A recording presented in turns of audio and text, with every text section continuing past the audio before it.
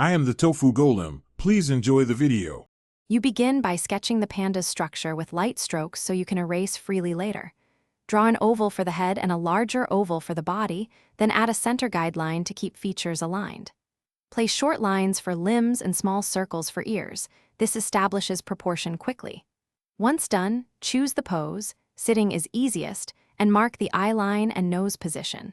These foundations explain how each part relates, so proportions stay believable as you refine.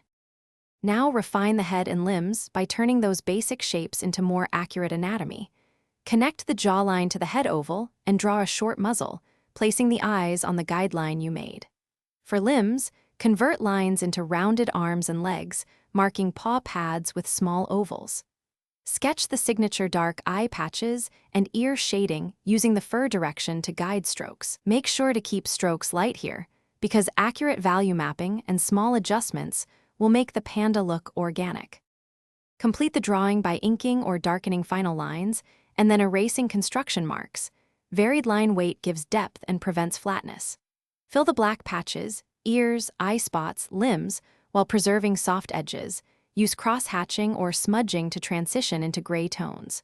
Add subtle highlights by lifting graphite or leaving small white spots to suggest wet nose and glossy eyes. If tones look muddy, increase contrast by darkening blacks and reworking midtones. This troubleshooting tip fixes loss of form. Thanks for watching. Consider subscribing if we helped you today.